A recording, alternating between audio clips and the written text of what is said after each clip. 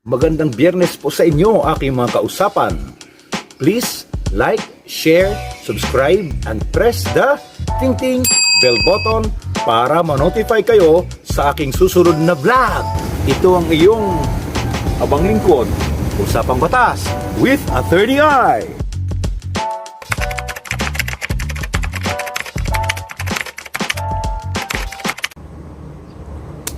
May isang klase naman ng estafa, ang estafa by deceit. Ano ba ang ehemplo nito, mga kausapan? Another manner of committing estafa is by deceiving another. In this situation, the offender gives misrepresentation to the victim, and in return, the victim, believing that the offender is really who he is and he really can do what he said he could, relies on the misrepresentation of the offender. The end result is the same.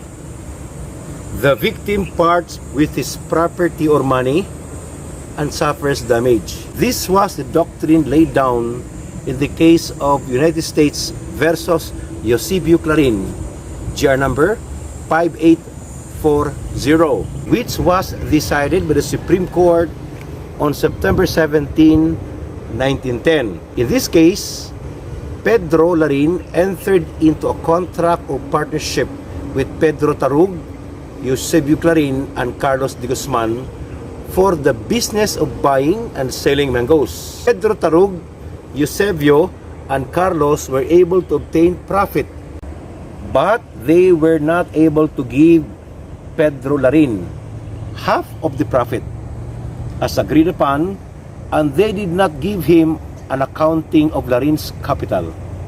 So Larin filed a case for estafa against his three partners. Ano ba sabi ng Supreme Court? The Supreme Court dismissed the complaint for estafa, but they allowed Larin to file a civil action. Yan siguro ang kasong collection for some money, pero sa kwentong yan nila rin, yan po ay walang estafa, said the Supreme Court. Merong parihas na kaso nangyari noong 1997 in the case of Carmen Liwanag versus Court of Appeals and the People of the Philippines, GR number 114398. Carmen Liwanag and Isidora Rosales entered into a contract of partnership wherein Rosales contributed 536,650 pesos for the purpose of buying cigarettes to be sold by them. After some time, Liwanag suddenly stopped informing Rosales of the updates of their business. Dahil dito, Rosales filed a case for estafa against Liwanag. Ano kaya sabi ng Supreme Court dito? Nag-commit kaya ng estafa si Liwanag? Ang sagot, sabi ng Supreme Court, yes, kasala si Liwanag ng kasong estafa. Attorney I, ano ang pagkakaiba ng kaso ni Clarin at ang kaso ni Liwanag? Mayroon ba, Attorney I? Sa US versus Clarin, yung kapital na inambag ni Clarin ay para sa paggawa ng partnership. Yung pangalawang kaso, ang Liwanag versus case, ang perang inambag ni Rosales ay para sa pagbili ng sigarilyo. Dapat nating malaman na as a general rule, kung ang partner ay nais niyang ma-recover ang capital ng kanyang inambag sa partnership, magsampa siya ng civil case tulad ng collection for some money at hindi estafa.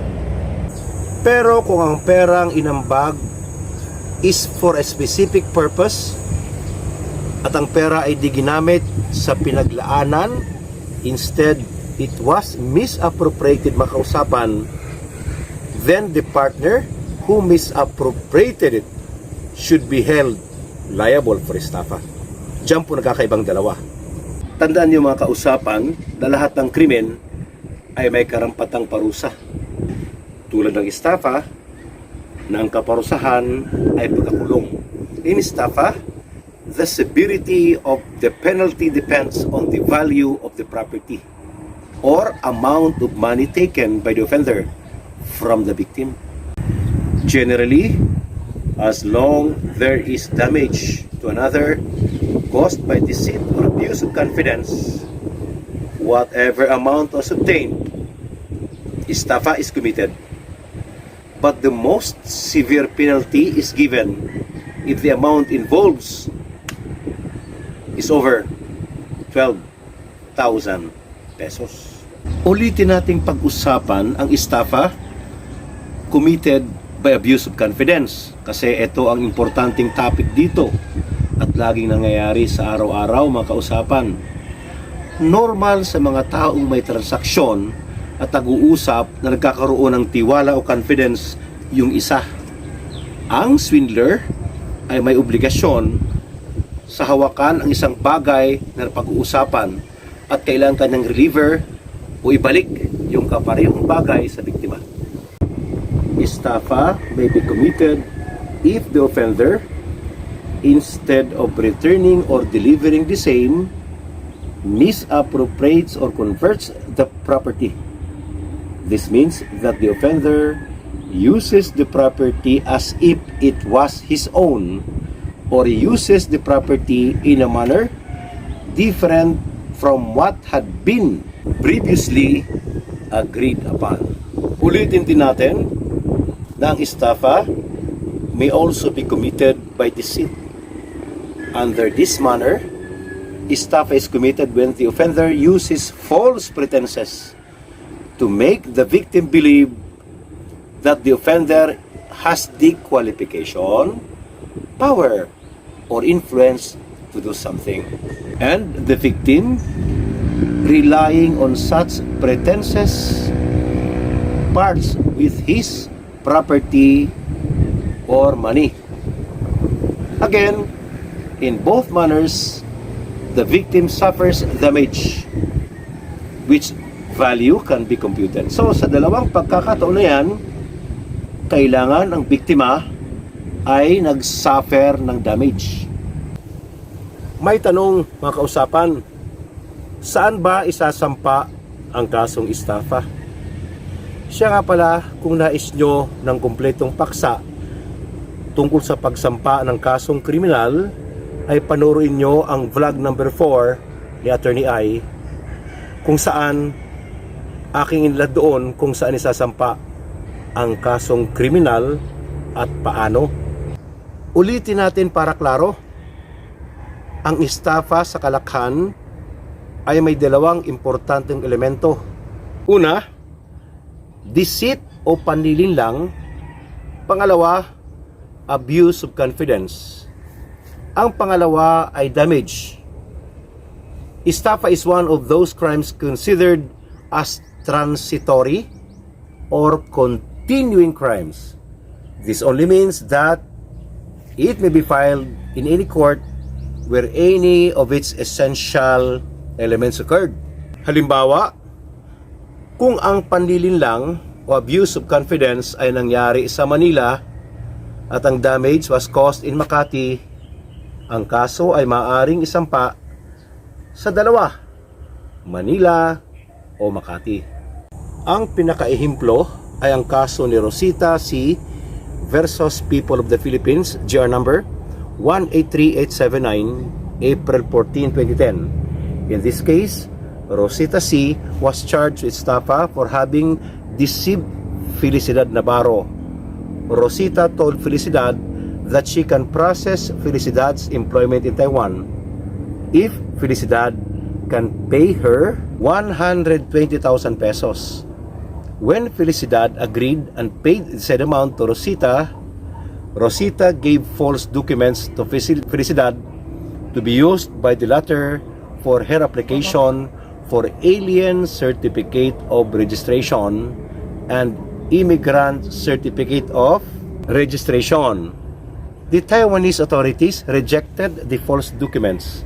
Thus, Felicidad charged Rosita with estafa. The Supreme Court in this case ruled that Rosita should be held liable for estafa by means of deceit.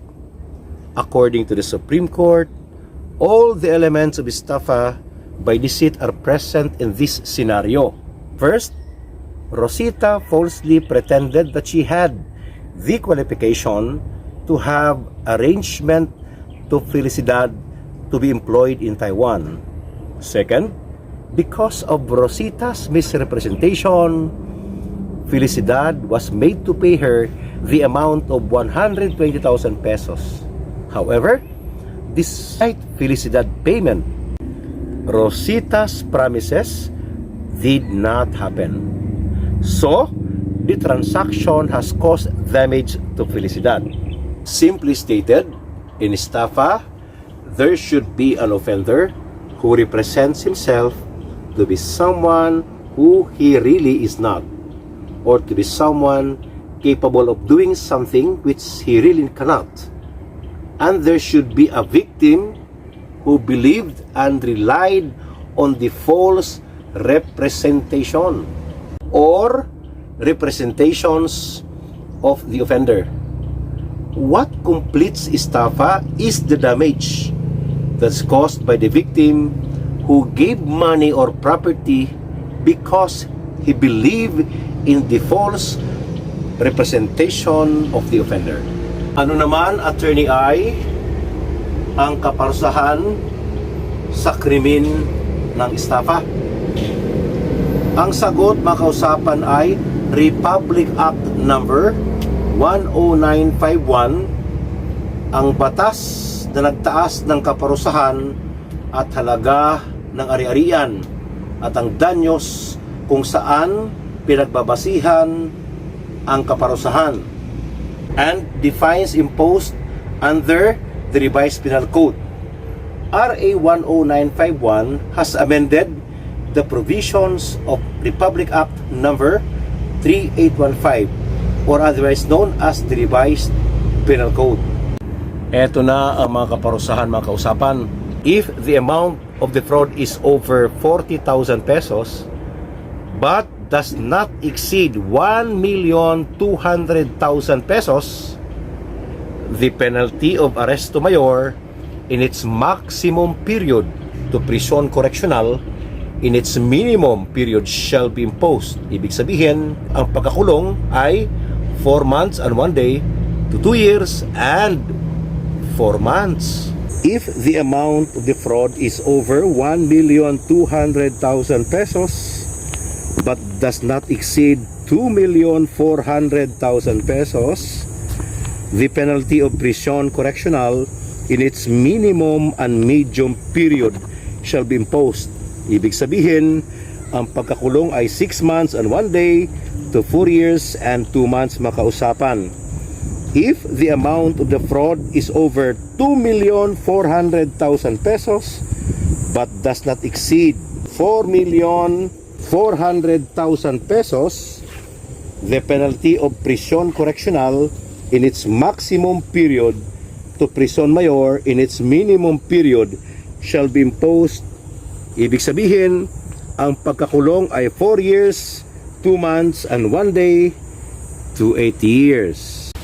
If the amount of fraud exceeds 4,400,000 pesos, the penalty of prison mayor in its minimum period shall be imposed, adding 1 year for its additional 2 million pesos. But the total penalty which may be imposed shall not exceed 20 years. Ang kaparusahan ay 6 years and 1 day to 8 years. However, any person who shall defraud another by means of false pretenses or fraudulent acts as defined under Article 315, Paragraph 2D of the Revised Penal Code, to wit, by post-dating a check or issuing a check in payment of an obligation when the offender had no funds in the bank or his funds deposited therein were not sufficient to cover the amount of the check. Tandaan nyo, dalawa lang ang klase ng tao sa mundo, ang manluloko at nagpapaloko. Sana huwag tayong mabiktima, maging mapanuri sa mga taong ating kausap. Hanggang sa muli, ito ang inyong abang lingkod, Usapang Batas with Attorney I.